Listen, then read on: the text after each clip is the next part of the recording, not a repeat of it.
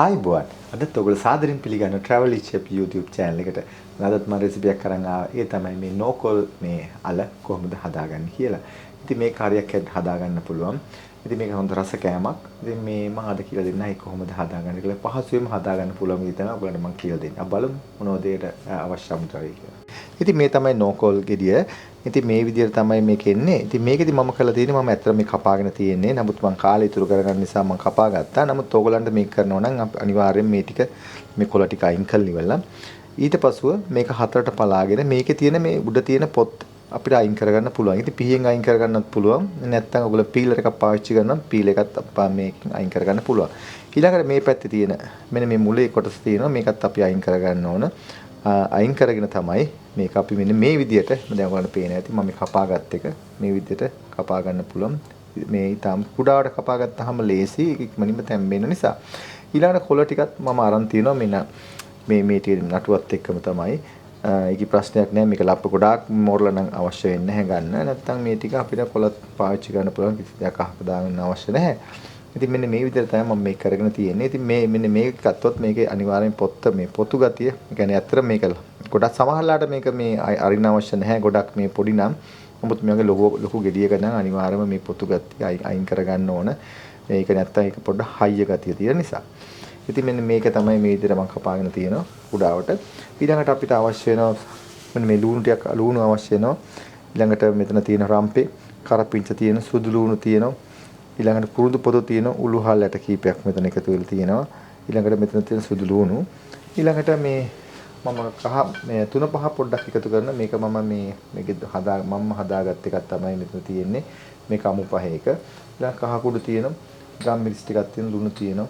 ඊළඟට පොල් කිරි ටිකක් තියෙන එක මේ ටික තැම්බෙනකොට මේ පොල් කිරි ටිකම එකතු කරගන්න. ඉතින් මේක හරි ලේසි මේක හදාගන්න. බලමු කොහොමද මේ දැන් හදන්නේ කියලා. ඉතින් මම මේ ඔක්කොම මේ විදිහට කවලම් කරලා ලිපේ තියාගත්තා.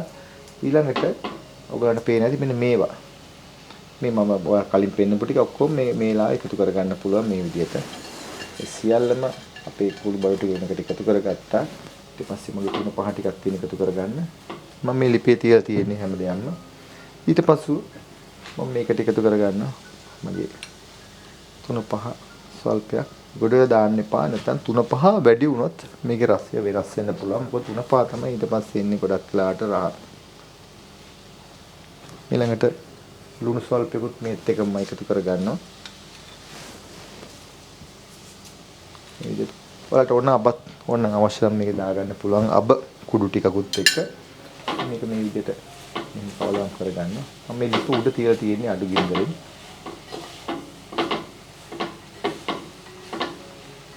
ඊට පස්සෙ මම මේකට වතුර ටිකක් එකතු කරගන්නවා. පොඩ්ඩක් තැම්බෙන්න අවශ්‍ය නිසා. වතුර ටිකක් වීම එකතු කරලා දැන් මම මේක මූඩියම් වහලා ටිකක් වෙලා තැම්බෙන්න තියෙනවා. මට සුවඳක් එනවා. මම පොඩ්ඩක් ඇරලා බලන්න. මේක දැන් මේ තැම්බීගෙන ඉන්නේ. ඔයගොල්ලෝ පෙන්නන මොකද ඒකෙත් වතුර ගතිය පොඩ්ඩක් වගේ එනවා. ප්‍රශ්නයක් නැහැ. ඒත් එක ගින්ද මේකත් එක්ක කියන්නේ තැම්බෙනකොට රස්නෙත් එක්ක හොඳට වතුර ටික තුනන් මේ අඩු වෙන වතුර ප්‍රමාණය මේකේ තියෙන. මොකද වතුර පොඩ්ඩක් මම කලින් දැම්මා. මොකද මේක තැම්බෙන්න ඕන නිසා ඇත්තටම දැන් මේක පොඩ්ඩක් තැම්බීගෙන ඉන්නේ.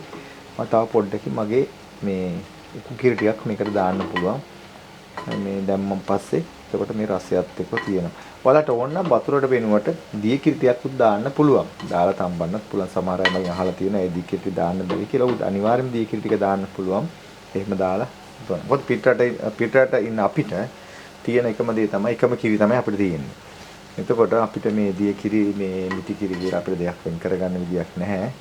එතකොට මම කරන්නේ වතුර ටිකෙන් තැම්බලා අර හොඳ මේ තික් කිරි එක අපිට පුළුවන් මේකට දාලා රසයේ විදිහටම ගන්න. ඉතින් මේක මම තා චුට්ටි වෙලාවක් මෙතන තියලා මම කිරි ටික දාගන්නවා. ඉතින් මේක මම හිතන්නේ මේක හොඳ වෙලාව කිරි දාන්න. දැන් මම මේ වෙලාවේ කිරි ටික එකතු කරන මේ විදිහට. ඒක කරලා විනාඩි 5ක් වගේ තියලා ඔයගලට ලිපෙන් බා ගන්න පුළුවන්. තමන්ට අවශ්‍ය විදිහට රස බලලා ඒ කියන්නේ දුණු ගතිය. ගම්මිරිසුත් මගේ ළඟ තියෙන ගම්මිරිස් පොඩ්ඩකුත් තව පොඩ්ඩකින් මේක අවසානයේදී ලිපෙන් බාන්න කලින් මම ගම්මිරිස් ටිකුත් එකතු කරලා මේක ලිපෙන් බාගෙන ඔයගලන්ට පෙන්නන්නම්. ඔයගලන්ට පේන්නේ ඇති පාට හොඳ වෙනමක් තියෙනවා. ඒ වගේම මේ සුවඳකුත් තියෙනවා. ඉතින් ඔක තමයි මේක ගොඩක් වෙලාවට අර ගොඩාක් වතුර වගේ ග්‍රේවි ගතිය හදන්නේ නැහැ. මේ වගේ මේ දැවිටිල්ලට තමයි මේක හදන්නේ. දැන් මම ගම්බිරිස් කුඩු ටිකක් එකතු කරගන්න ගොඩ දාන්න එපා නැත්නම් මික්ස් කරලා තිනවා පාට මොකද කළු පාට ගතිය එන්න ඇවිල්ලා පාට වෙනස් වෙන්න පුළුවන්. දැන් මේක මෙච්චරයි. දැන් ඔයාලට පේන්නේ නැති මේ පොඩ්ඩක් ග්‍රේවි ගතිය ආන්තම් තියෙනවා වඩි. ඒක හොඳයි.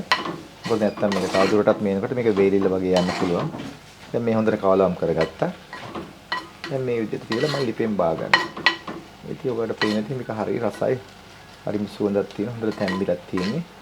මේ කියන්නේ ඔන්න බලාගත්ත ඔයගොල්ලෝ කොහොමද මේ නෝකොල් කරි හදාගන්නේ කොහොමද කියලා. ඉතින් ඒක හරි ලේසියි. ඔයගොල්ලෝ හදලා බලන්න. මේකත් හොඳ කෑමක් තමයි අපි මේ අපි සිංහල මේ කෑම වට්ටෝරුවට මේකත් හරි හොඳ කෑමක් තමයි මේ. ඒ වගේම ඔයගොල්ලෝ දන්නේ නැති මේ ඊළඟට රාබු ඊළඟට රතු වල මේ සියල්ලම එකම ගණේ අයි තියෙන ඒවා. ඉතින් මේ නෝකොල් එකත් try කරලා බලන්න මේ විදිහට හදාගන්න. ඉතින් මම හිතනවා අද වීඩියෝ එකත් ඔයගොල්ලෝ බොහෝ දේ ඉගෙන ගන්න ඇති කියලා. නැවතත් මෙවැනි වලතුන් වීඩියෝ හම්බෙන තුරු අදට ගිහින් එන්න. ඔබට සුබ දවසක්. ආයුබෝවන්.